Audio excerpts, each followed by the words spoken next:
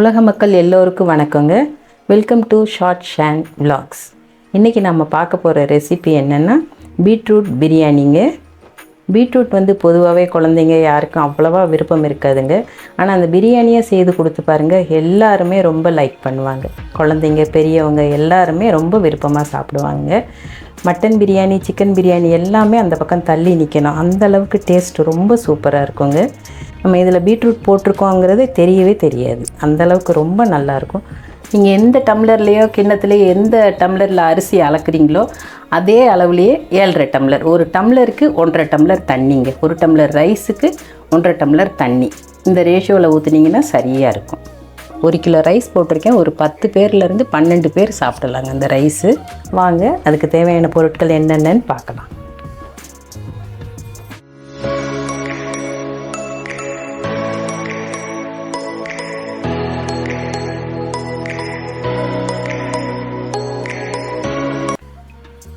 ஒரு kilo basmati rice எடுத்து 2 தடவை கழுவி ஊற வச்சு எடுத்து வச்சுருக்கேங்க. 400 கிராம் பெரிய வெங்காயம் எடுத்து கட் பண்ணி வச்சுருக்கேங்க. நீல வாக்கில் நைஸாக கட் பண்ணி ஸ்லைஸ் ரொம்ப நைஸாக போட்டுக்கலாங்க. தக்காளி ஒரு 300 கிராம் எடுத்து கட் பண்ணி வச்சுருக்கேங்க. பீட்ரூட் 400 கிராம் எடுத்து தோல் சீவி நல்லா அந்த துருவலில் வச்சு துருவி வச்சுருக்கேங்க. ஒரு கட்டு புதினா, அரை கட்டு கொத்தமல்லி வச்சுருக்கேங்க. ஒரு சின்ன குடமிளகாய் எடுத்து கட் பண்ணி வச்சுருக்கேங்க. மிளகாய்த்தூள் 1.5 டேபிள் ஸ்பூன், மல்லித்தூள் 3 டேபிள் ஸ்பூன், மஞ்சள் தூள் ஒரு அரை டீஸ்பூன், இஞ்சி, பூண்டு, பட்டை, லவங்கம், சோம்பு கொஞ்சம், இதெல்லாம் போட்டு அரைச்ச விழுது வச்சுருக்கேங்க. போடும்போது எவ்வளோ குவான்டிட்டின்றதை நான் சொல்கிறேங்க. தயிர் ஒரு 125 கிராம் வச்சுருக்கேங்க. தாளிப்புக்கு 2 பிரிஞ்சி இலை, 2 பட்டை, 3 ஏலக்காய், 4 லவங்கம் வச்சுருக்கேங்க. ரீஃபைண்ட் ஆயில் ஒரு 125 கிராம் வச்சுருக்கேங்க. உப்பு தேவைக்கேற்ப போட்டுக்கிறலாங்க. போடும்போது அந்த நேரத்துக்கு எவ்வளோ போடுறோங்கிறத சொல்கிறேங்க. இப்போ குக்கர் வச்சு ஸ்டவ் பற்ற வச்சாச்சுங்க. இப்போ 125 கிராம் 125 ml ஆயில் ஊற்றிக்கிறேங்க. ஆயில் நல்லா சூடான உடனே தாளிப்புக்கு தேவையான பொருட்கள்லாம் போட்டுக்கலாங்க. 2 பட்டை, 3 ஏலக்காய், 3 கிராம்பு, 2 பிரிஞ்சி இலை கட் பண்ணி வச்சுருக்கேங்க.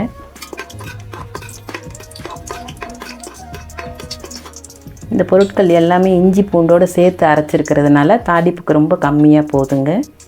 அடுத்து வெங்காயத்தை போட்டுக்கிறேங்க.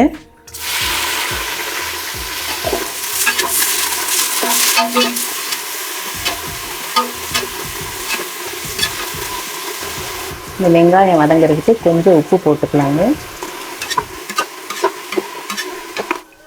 வெங்காயம் இந்த அளவு வதங்கினதும் இந்த மல்லித்தூள், மிளகாய்த்தூள், மஞ்சள் தூள், இந்த பொடிகளெல்லாம் போட்டுக்கலாங்க.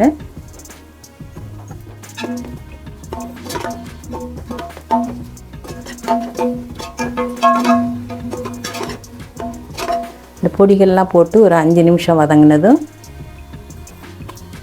ஒரு 2 டேபிள் ஸ்பூன் இஞ்சி பூண்டு விழுது சேர்த்துக்கலாங்க.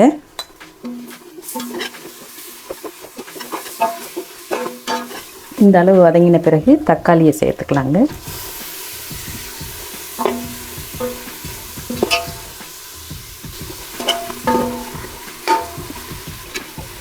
ரொம்ப சுலபமான ரெசிபி தாங்க.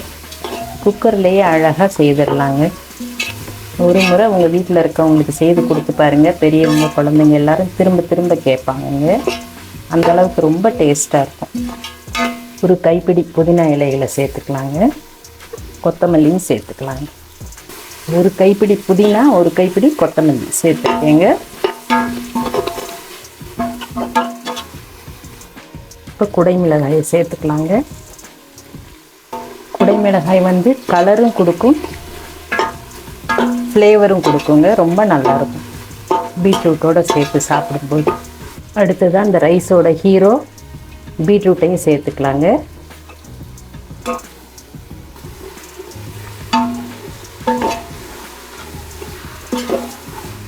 இப்போ இந்த காய்கறிகளுக்கு தேவையான உப்பு சேர்த்துக்கலாங்க.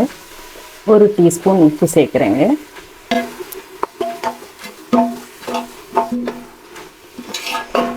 பாருங்கள், பீட்ரூட், தக்காளி, வெங்காயம், குடைமிளகாய் இதெல்லாம் வதங்கும் போதே பார்க்குறதுக்கு எவ்வளோ நல்லா இருக்குது பாருங்கள்.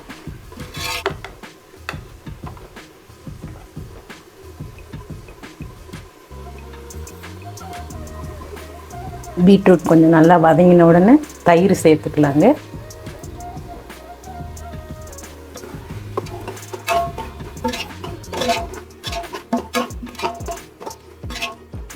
கொஞ்ச நேரம் மூடி போட்டு வதக்கிக்கலாங்க.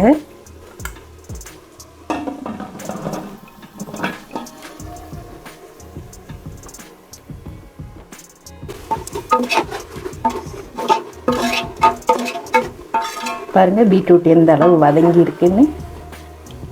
கழுவி ஊற வச்சு தண்ணியெல்லாம் வடித்து வச்சுருக்கு பாஸ்மதி ரைஸை இதோட சேர்த்துக்கலாங்க.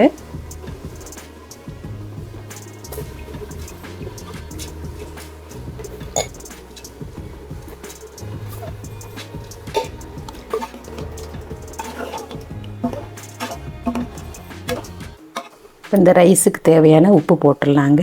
ஆல்ரெடி வெஜிடபிள்க்கெலாம் போட்டிருக்கிறதுனால ரைஸுக்கு 1 டீஸ்பூன் ஃபுல்லாக போட்டிருக்கேங்க. பார்த்துட்டு செக் பண்ணிவிட்டு திரும்பவும் தேவைப்பட்டால் போட்டு.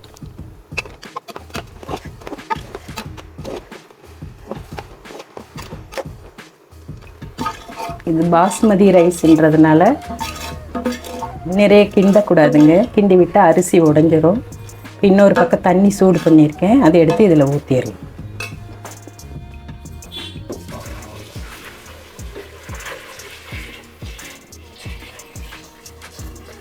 5 டம்ளர் அரிசிக்கு 7 டம்ளர் தண்ணி ஊற்றிருக்கேங்க.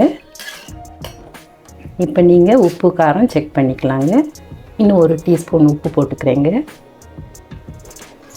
எனக்கு இப்போ உப்பு சரியாக இருக்குங்க. இப்போ கொஞ்சம் நேரம் மூடி போட்டு வேக வச்சுட்டு கொஞ்சம் ஒரு 10 நிமிஷம் கழித்து பார்க்கலாங்க. ஓப்பன் பண்ணி காட்டுறேன்.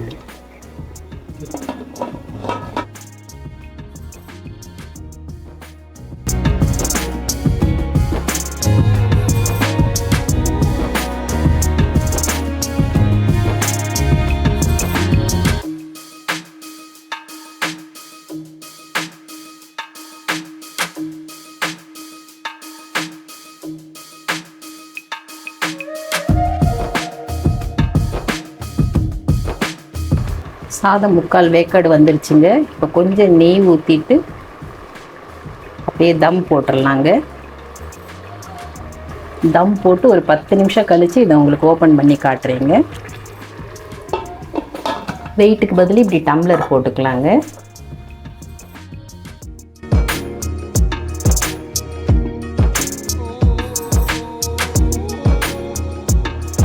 ரைஸ் 3/4 பதம் வெந்த உடனே அடியில் தோசைக்கல் வச்சுட்டு அது மேலே குக்கர் வச்சுருக்கேங்க. ஒரு 10 நிமிஷம் ஸ்டவ்வை ஏற்றி விட்டு அப்புறம் ஒரு 10 நிமிஷம் ஸ்டவ்வை இறக்கி வச்சு நல்லா பதமாக வெந்துருச்சுங்க. பாருங்கள், ஒரு அரிசி கூட உடையாமல் ரைஸ் எப்படி வந்திருக்கு பாருங்கள். பாருங்கள், பூ போல் உதிரி உதிரியாக பூ போல் வந்திருக்கு பாருங்கள். எவ்வளவு அருமையாக இருக்குது பாருங்கள். இது பீட்ரூட் பிரியாணி அப்படிங்கிறது நம்ம சொன்னால் கூட யாரும் நம்ப மாட்டாங்க. நீங்களும் இதே மாதிரி பக்குவமாக செய்து குடும்பத்தில் இருக்கவங்க எல்லாருக்கும் கொடுத்து நீங்களும் சாப்பிடுங்க. உங்களுக்கு இந்த ரெசிபி பிடிச்சிருந்ததுன்னா லைக் பண்ணுங்கள், ஷேர் பண்ணுங்கள், கமெண்ட் பண்ணுங்கள், சப்ஸ்கிரைப் பண்ணுங்கள். தேங்க்யூ.